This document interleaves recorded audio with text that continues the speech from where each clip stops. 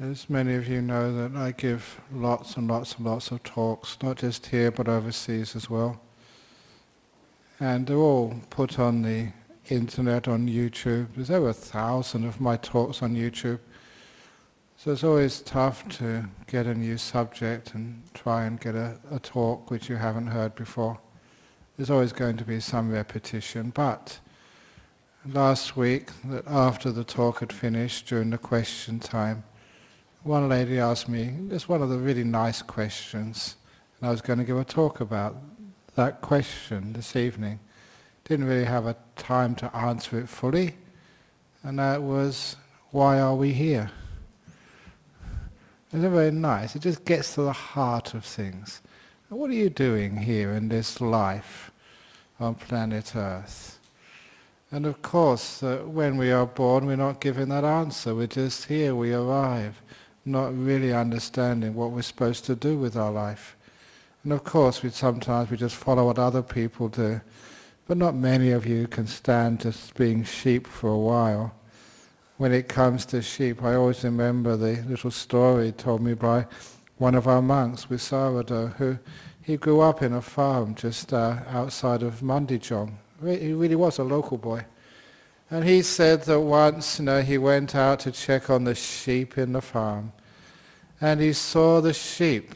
He didn't know how they started, but they had formed a circle around a thick lump of bushes.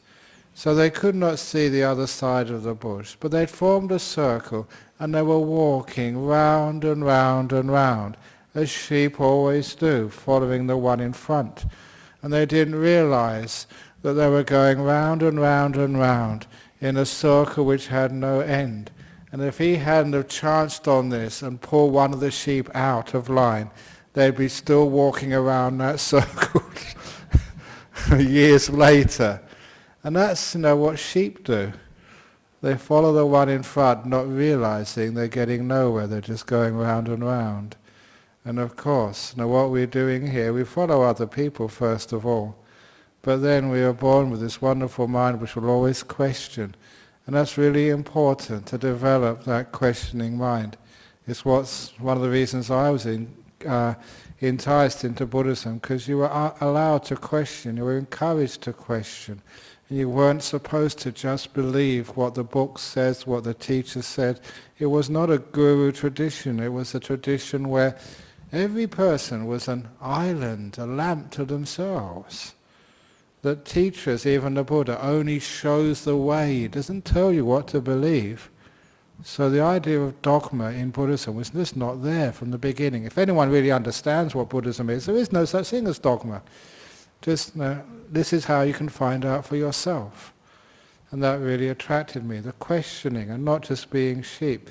So when it comes to what we're doing here, we don't just follow what other people say.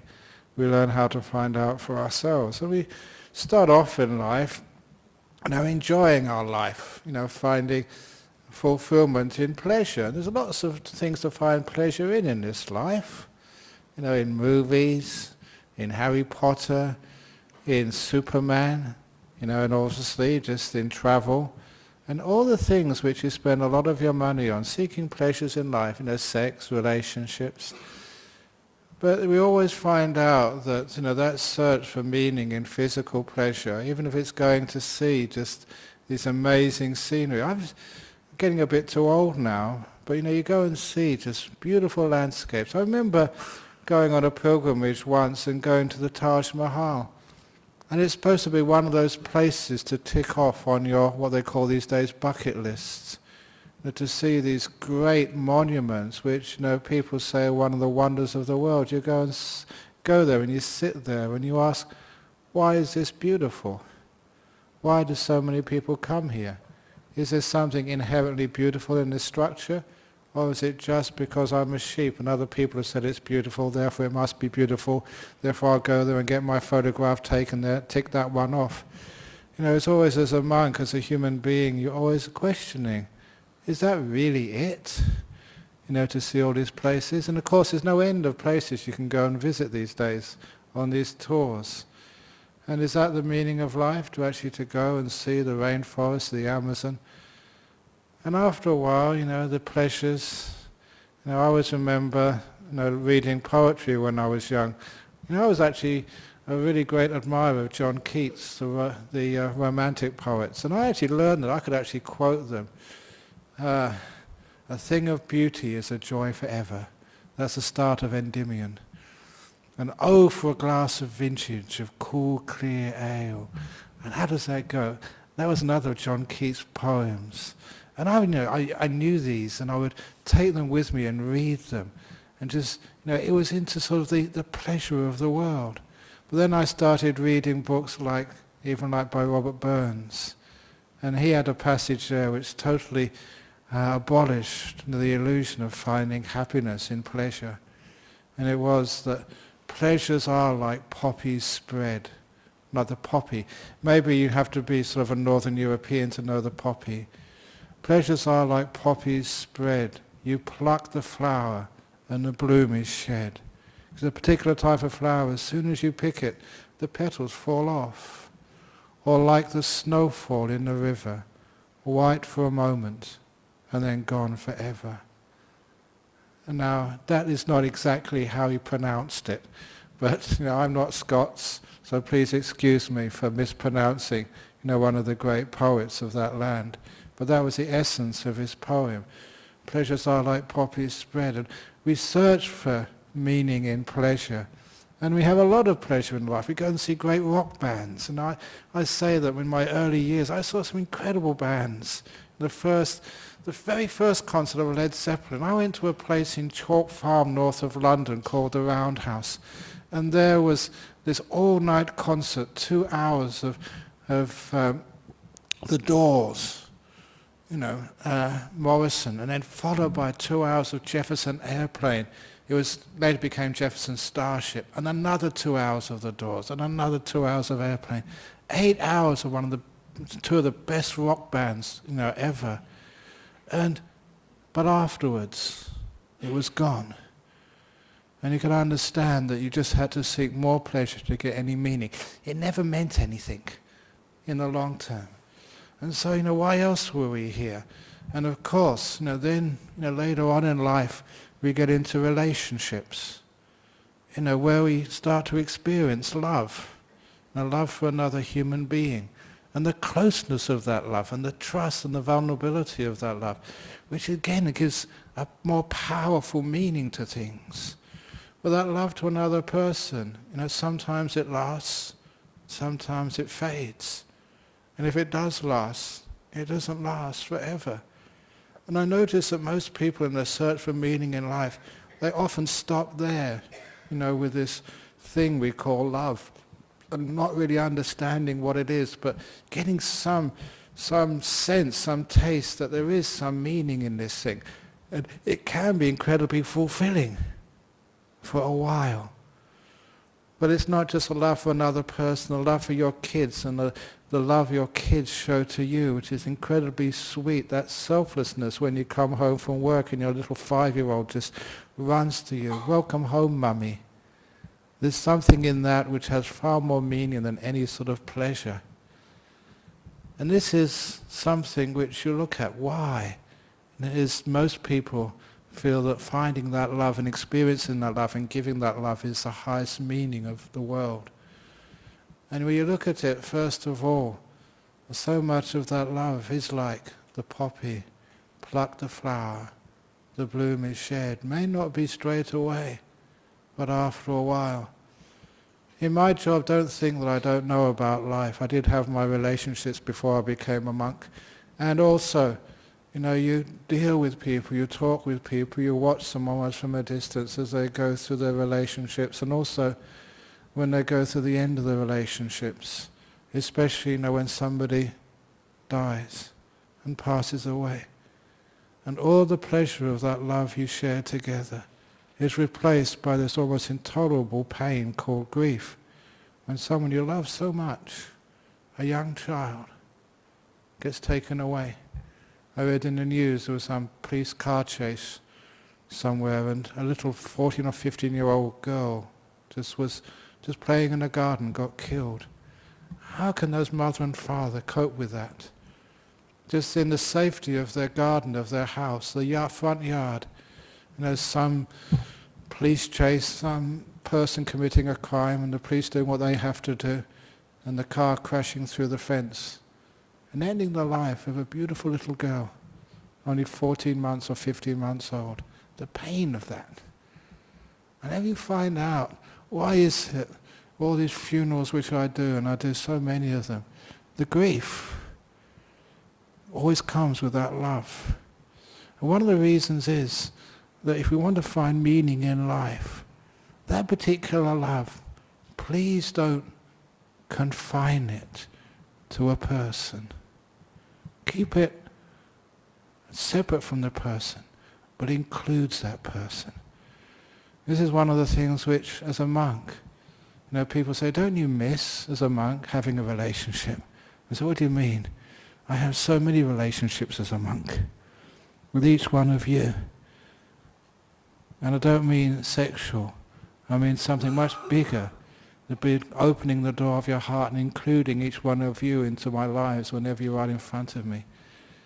And I always think that when you don't put love onto a person, but you put it around that person, include it, and you don't just confine it and limit it to one being or two beings or three beings or 7 beings, then you find when that being goes, the love is still there.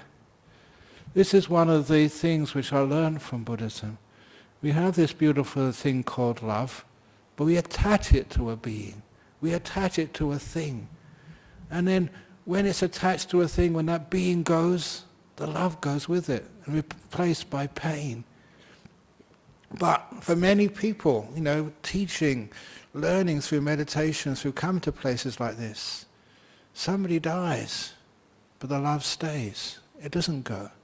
It doesn't end up with pain and with crying and with grief and not being able to go to work for weeks and years afterwards.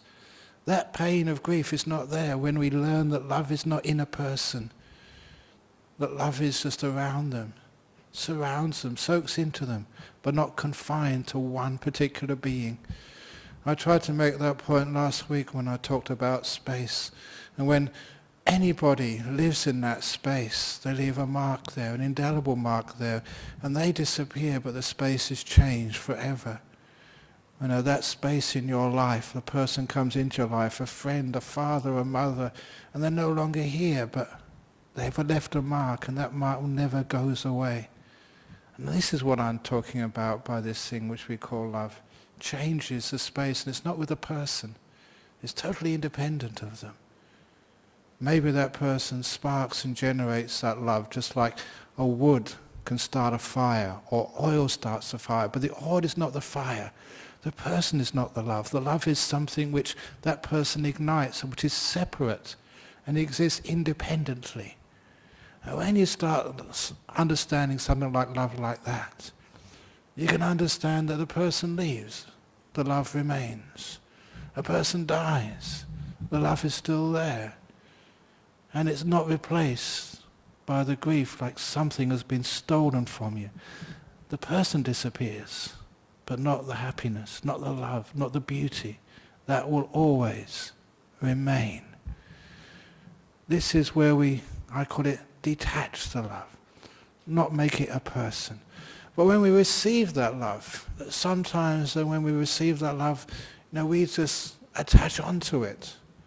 And sometimes, why is it so nice to be loved? Why do people search for that love? One of the things is that because it gives us a sense of worth. At last, that somebody respects us. I must be okay because somebody loves us. That search for meaning of being worthwhile in this life, if we can't get that from many people, at least we can get it from one person, the person who loves us. That's why a mother's love is just so beautiful. If you've been fortunate to have a mother's love, because a mother will love you no matter who you are. You see mothers going down the road past our monastery visiting their kids in prison. Doesn't matter what their kid does. If their kid's a burglar, but my son is not any old burglar. My son is the best burglar in the whole of WA. There's something very beautiful and lovable in that. The mother's love for their kid. And my own stories, my own mother's love for the kid. I went to visit my mother for the first time after 7 years as a monk. That was 33 years ago. What year would that be? 1980 something. And, this was time, in London where monks weren't cool. We were just weirdos. Real strange people.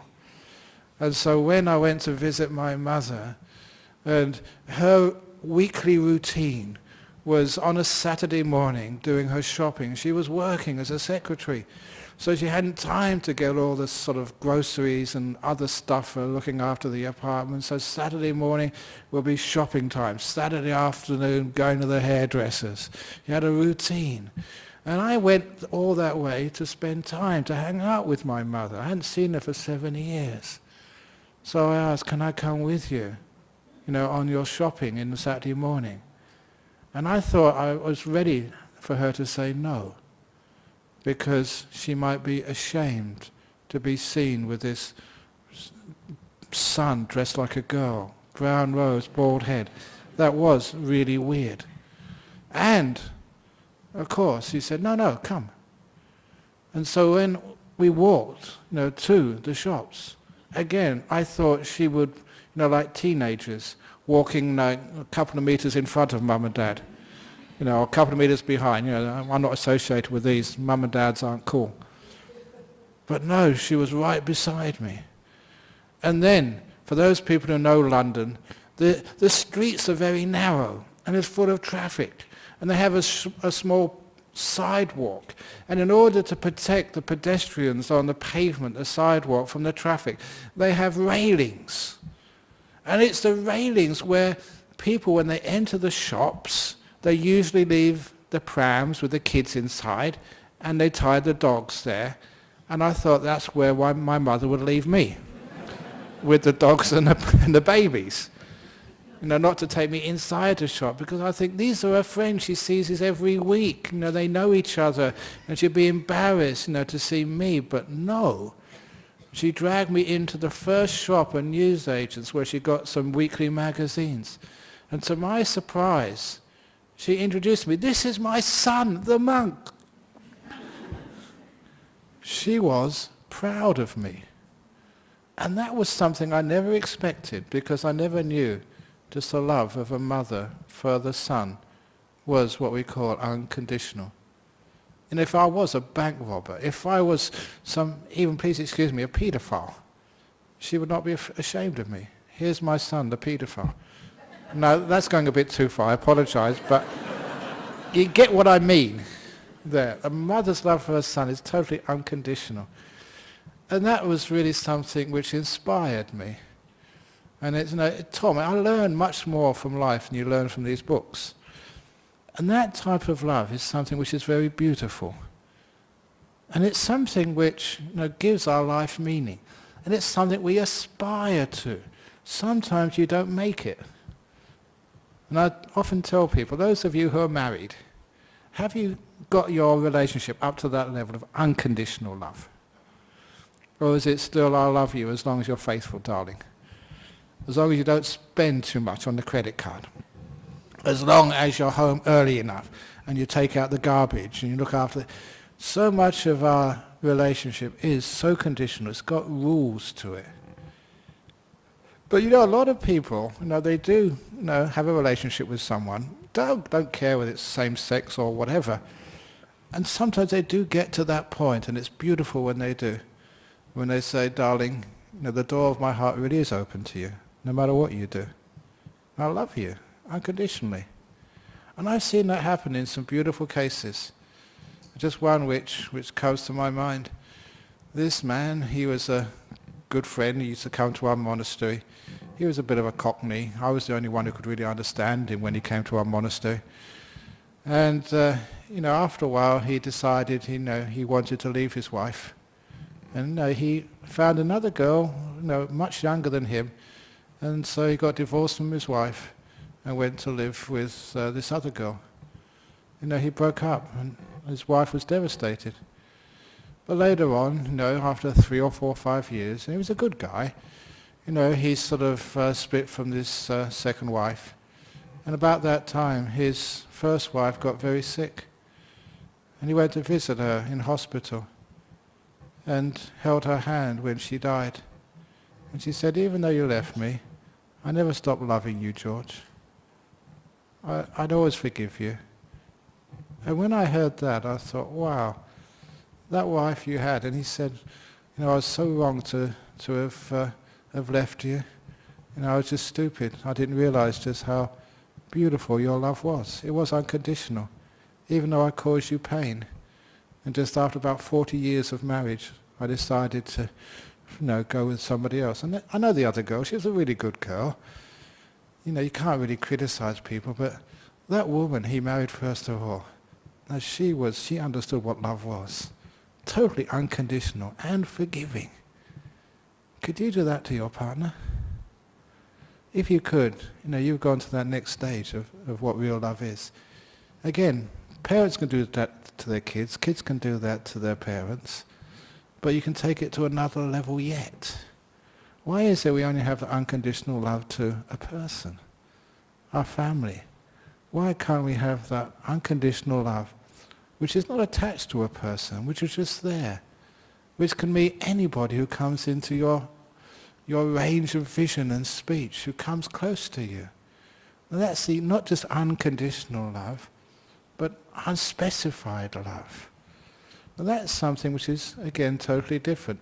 And you know that is the love you have when the people you're very close to leave. They're not there anymore, but your love remains. Our problem is that our love is on a person. It's a fire which needs some sort of fuel, rather than a fire which now is totally independent of fuel. A love which doesn't choose a person, which is just there for anybody who's right in front of you. You know that some time ago I said some of these old stories, but every one of these old stories, you read it, you can take it to another level, and another level, and another level. It just goes deeper and deeper. Now the old story, the Emperor's 3 questions. Most important time now. Most important person, the one in front of you. Most important thing to do is to care. That was such an amazing story for me, because it showed that most important person in the world is not the one you love the most. Not the one you're married to, not your kid, not your parents, the one you think is really important. It's the one right in front of you right now. So you're right in front of me now. At this moment you are the most important person in the world for me. But not anymore. Now someone else is. But what that really means is your love is independent of the object. You just give it to the one who is right in front of you. And what does that love actually mean? It means the third of the Emperor's 3 questions. The one in front of you is the most important person. What's the most important thing to do is to care. To care for somebody. What does that really mean? It means you're respecting them, they're important for you, and you are not trying to change them. You're caring for them.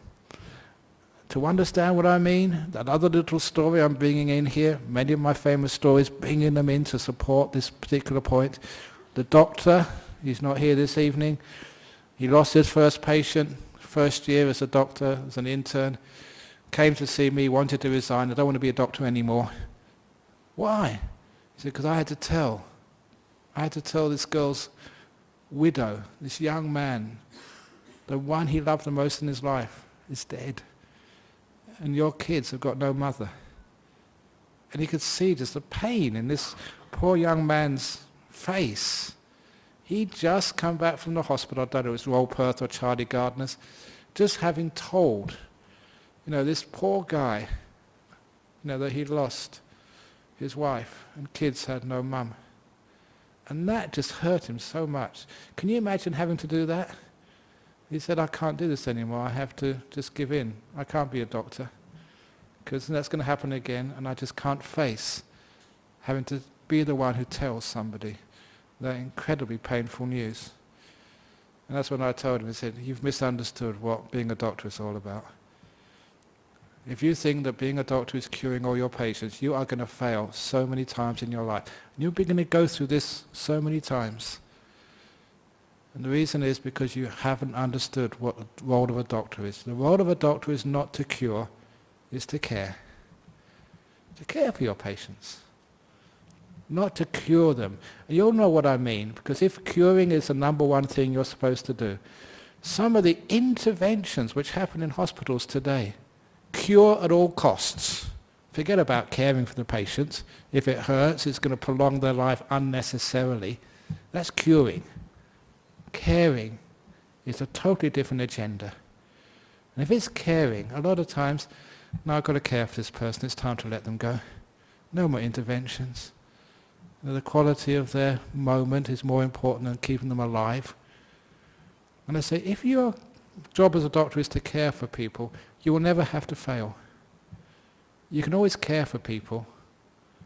You can't always cure them.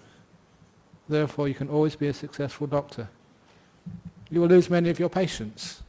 They will die. But you'll be able to go to their widow, to their family and say they were cared for. They were cared for to the max.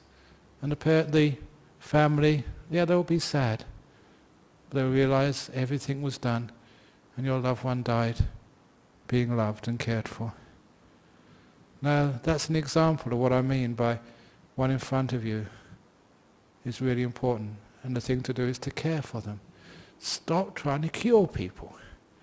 Change your kids, change your wife, change your husband. Stop trying to cure everybody. Care for them instead. It's a totally different ball game. And now you get to understand what this beautiful thing called love is. And when you start to experience this, you realize this actually gives a huge lot of meaning for your life. You realize maybe this is what I was put here for. To learn about this, what it really is like to love. And sometimes you need to be loved, first of all, to actually understand that, and to actually to realize just what it's like to be cared for, not cured, to be accepted for just who you are, someone who will not really even put any effort into trying to change you, with all of your faults, with all of your stupidities, with all of the bad jokes you say every week, you still love you. And so, that is the cue for today's bad joke. In the autopsy room of the hospital, the coroner has 3 bodies, and all 3 bodies are smiling. And the police have to be there, and he said to the coroner, is it coroner, the pathologist, whatever it is, the coroner, he said, what happened to this guy? Why is he smiling? And he said, this guy, you can see he was about 70 years of age. He was having sex with his mistress, and that's when he had a heart attack. That explains his smile. Fair enough. What about this guy? This guy won $1,000 in the lottery, went to the pub and drank so much whiskey, he died of liver failure. That's why he's got the big smile on his face. Fair enough, said the policeman. What about this guy? He said, this guy was struck by lightning. Well, how come he's got a big smile on the face? Because he thought he was having his photograph taken.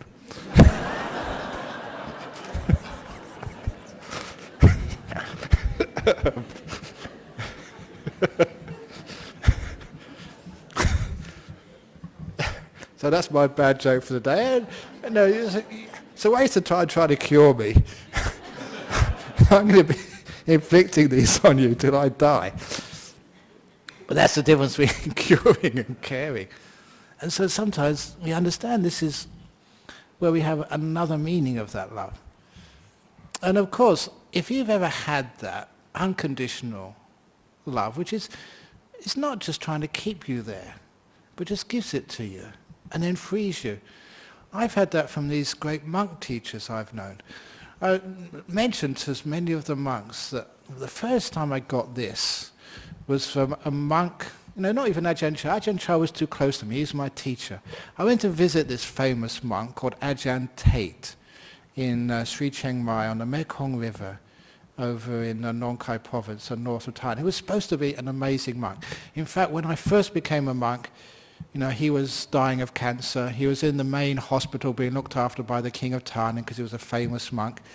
And the doctor said, okay, waste of time looking after you anymore. There's nothing more we can do. You're going to die. So he said, well, I might as well die in my temple then in Bangkok. So he went back to his temple and he died about 25 years later. And he was an amazing monk. And of course, he had such a good reputation that, I could speak Thai. And I just wanted to go to these great masters and ask all my questions. Just like, we all have these questions inside of us. And you get these incredibly wise beings.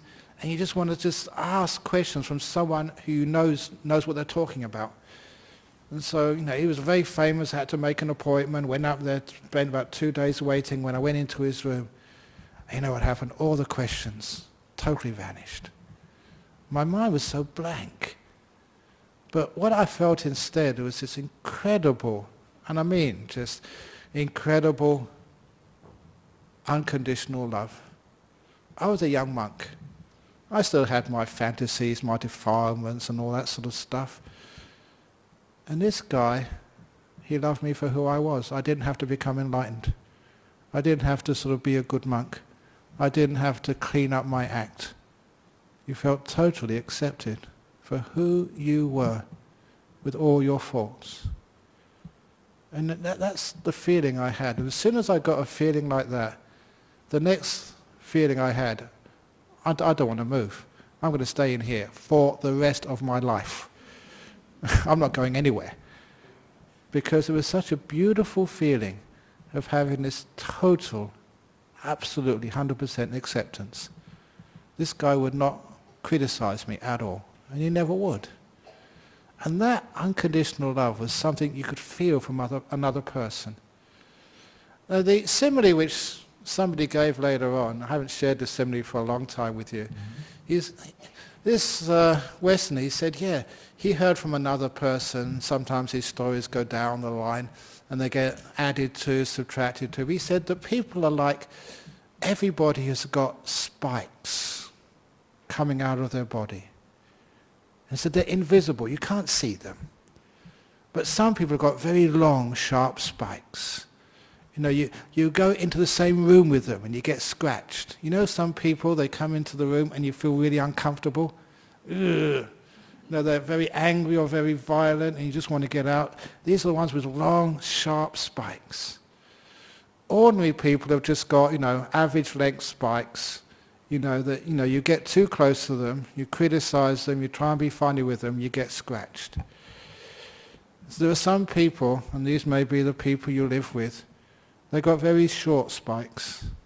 You get too close to them, even your lovers, you get too close, you get scratched. But there are some people in this world who've got no spikes at all. Absolutely none. You get as close as you like, you never get scratched. Those are very, very rare beings, and this was one of them. You realize you're absolutely, totally scratch-free. And I love that. And this is what taught me, about why can't I do that to others? Get rid of my spikes, my fault-finding mind, my critical mind, I don't like you for doing this, I don't like you for doing that. Why do you criticize me and I give even worse than you give me? That sort of stuff is spiky stuff. And we can actually do better than that. Have this unconditional acceptance and love. You're the most important person in front of me, and I'm going to care for you, no matter what you are.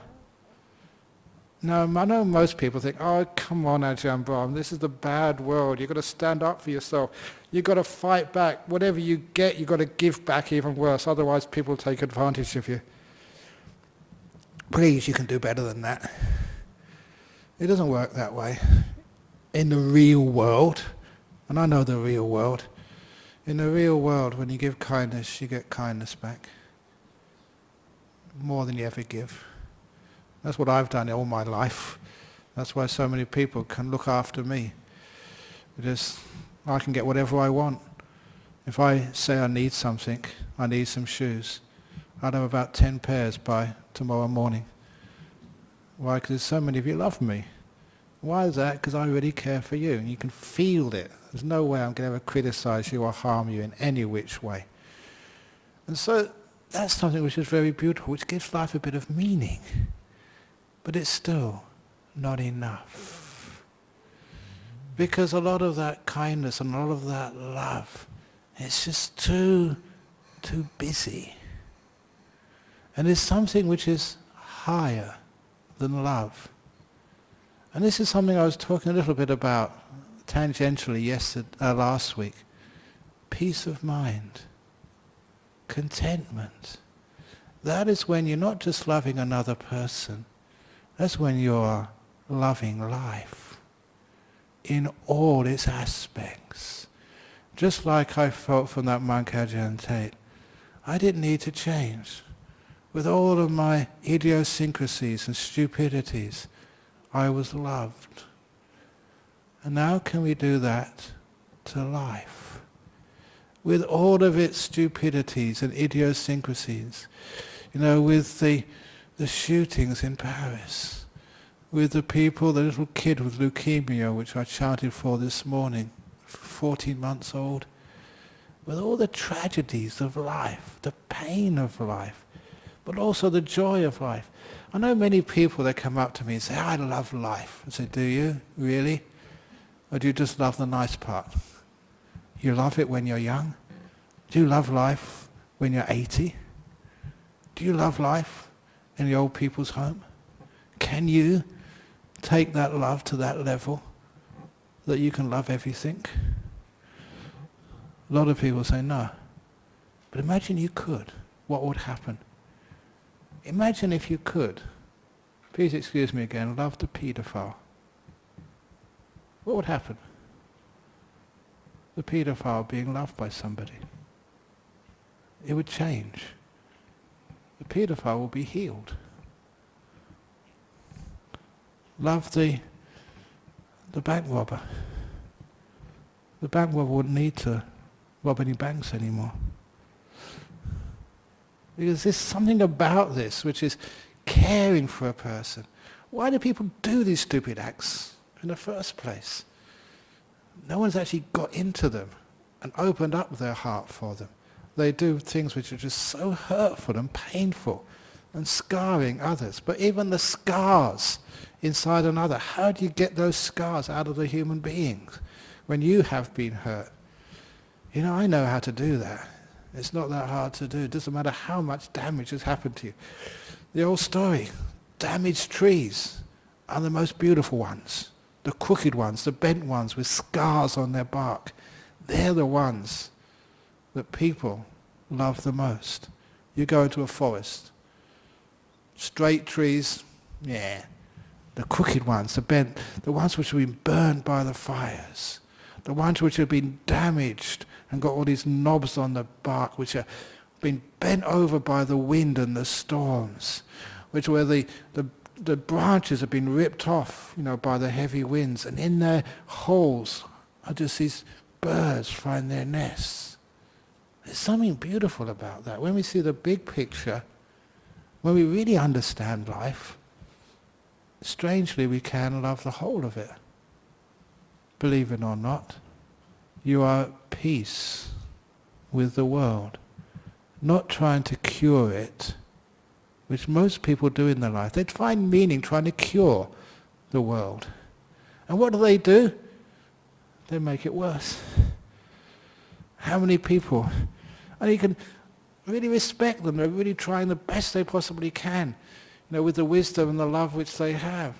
Trying to just stop slavery, try and stop the exploitation of the planet, trying so much. Do you ever succeed? I was doing that when I was young. And has the world got a better place? Pretty much the same, basically, as it was before. How can we do something with planet Earth, with all these people killing each other, having wars and bombing each other and just gunning down sort of cartoonists? I love cartoonists. Cartoons, when I ever get a newspaper, that's the first thing I do is look at the cartoons. And I'm irreverent, and I value people being irreverent and just poking fun at others. I poke fun at others, please poke fun at me. I don't mind that at all, because that is part of lessening people's egos. And please, you have to do that to me a lot, because when I sit up here and got all these people watching overseas, it's so easy for me to get up myself. The great guru, the great. That's why I use these epithets for myself. People say, "What's your title? Is it His Holiness Ajahn Brahm or the Most Venerable Ajahn Brahm?" And I say, "No, it is His Roundness Ajahn Brahm." You make these jokes, and I do this to protect myself as well, so you don't get too arrogant and proud, which is a huge danger. But why do actually people get like this? And is there another way? This is, you try to help the world, but how are you helping the world? Are you making it worse or whatever? Is that the meaning of your life? Is that why you're here? Or is you here to make peace with this world and make peace with yourself? I told this lady last week, I only had a minute because lots of people were waiting and I was getting tired. So it's to learn. That's why we're here. I don't mean learning about stuff in science. Because learning about stuff in science, I gave that up a long time ago. Trying to change the world, trying to find a cure for this and a cure for that. Trying to find cures for everything. And I don't think you ever will. Not for diseases. A cure, for fault finding. A cure for anger. A cure for being angry at the world. A cure for not being able to love the world and love yourself and love every human being and other animal and plant on this planet. And I do remember going to the old observatory next to Parliament House years ago. There was a seminar, and that's where there was a Catholic girl. I really respected her honesty, because she said with science, every time she looks through a telescope and sees an incredible universe, it challenges her Catholicism, the theology which she's supposed to believe in. And they asked me, what did I think of that? And I said, as a scientist, because I did science in Cambridge, he said, as a scientist, I always imagine looking through the other end of the telescope. Not the narrow end to the fat end, but looking at the fat end to the narrow end. Looking at that end and looking in to see who's watching. That challenges my science. So what science is looking through this end of the telescope out there. What religion is, what it should be, what spirituality is, what Buddhism should be, looking from the other end of the telescope, looking who the hell's watching all of this, and understanding that. Because that is where we learn. Finding out who's listening to this talk. Finding out who is it who finds it so difficult to trust others? Who is it who gets hurt? Who is it who can't really love? That is what we find out. The meaning of life is to learn. And one of the things we can give in Buddhism is how to learn. You don't learn in schools. You don't learn actually listening to monks like me. I just tell you how not to learn, what to sort of throw out. Where you learn is by getting that lake perfectly still. Because when the lake is perfectly still, I often use the simile, only when it's perfectly still does it accurately reflect the moon and stars above. But I remember this is, the Buddha gave another simile. Only when the lake is perfectly still, when it's not a ripple or no current in that lake, only then can you see right down to the very bottom of the lake. To see the lake bed with the gravel or the fish, everything swimming in that lake, you can only see clearly when the lake is still and all of the stirred up mud or other stuff settles to the ground. And when the lake has been still long enough, you can see right through it, right to the bottom, its foundation. And that's a very, very beautiful simile for how we find meaning in life. When we are that still, we can see right to the bottom of ourselves, see our foundation, see all these little fishes which swim in our mind, our thoughts, our emotions, all that stuff we can all see. That is why we're here, to see that. And that is how we learn what real love is. Loving the whole of life, not just the part you like. Thank you for listening. Very good. So, hopefully I get some questions out of that talk. Why we're here.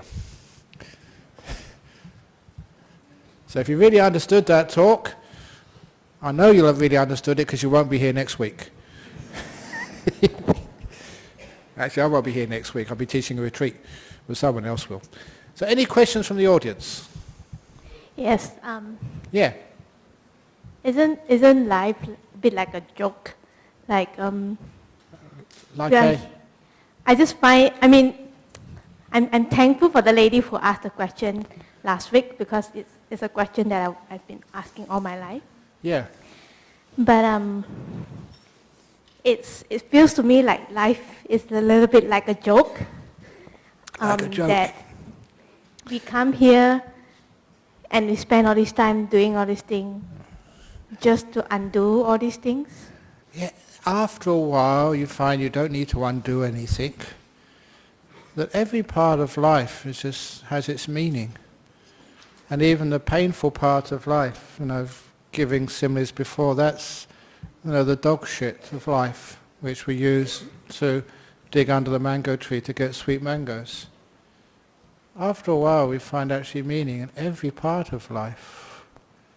There's nothing, at the end of your life, no matter what happens to you, all the pain and the beautiful joy and happiness you have in your life, and all the very, very bitter experiences of betrayal, of grief, of disappointment, all of those, at the end of your life you'll find meaning in every one of those experiences.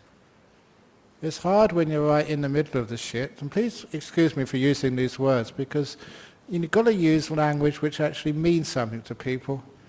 And maybe that's my response. When I went to churches as a young man, all these priests, they would speak in such dull language. It wasn't the language I spoke. And I react against that. I don't want to give boring sermons. I want to give something which speaks your language. When you're in the shit, it's tough. And I mean really, you've lost your mother in a car accident or something. Or you just, I don't know how old you're not very old. You go and get something checked and you've got breast cancer. And you've got to get your breasts cut off. That's no joke. And at the time it's shitty, big time. But what you do with this, and it's amazing, there's people who, I'm very well known at the Cancer Wellness Association, Support Association in Cottesloe.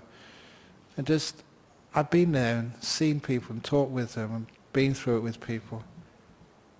They know how to dig it in. And they get incredible, wonderful experiences because of this. And you find it has meaning. Somebody dies in your life, like my father died when I was 16.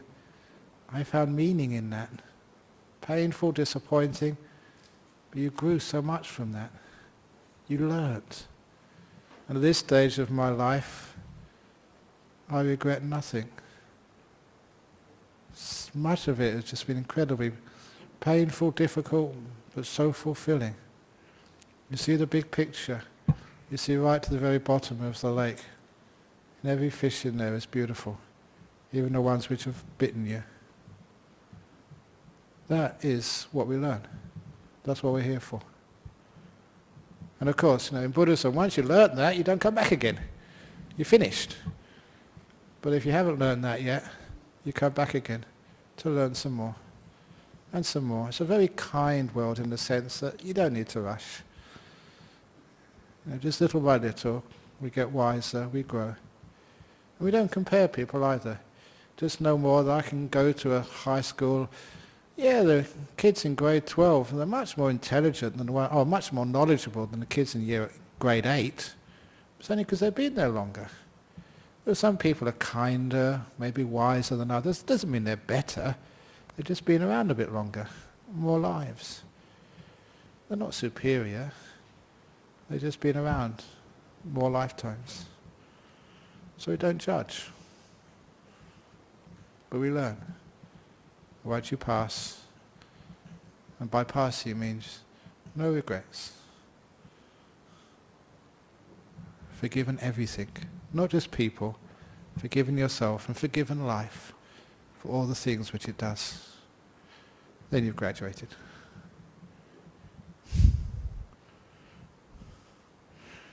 Any questions on the internet? No. Okay. The internet is silent for change. Any other comments or questions?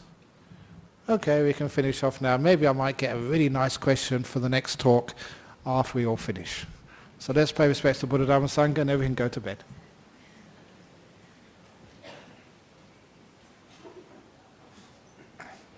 Arahang Samma Sambuddho Bhagava Buddhang Bhagavantang Abhivademi Suwakato Bhagavata Dhammo Dhammang Namasami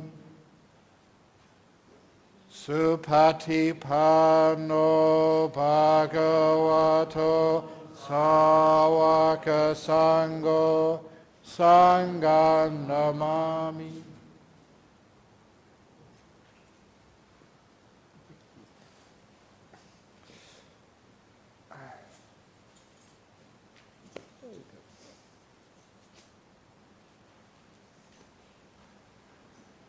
Just by the way, that you may see a couple of guys outside who actually just volunteer to patrol to make sure your cars are safe.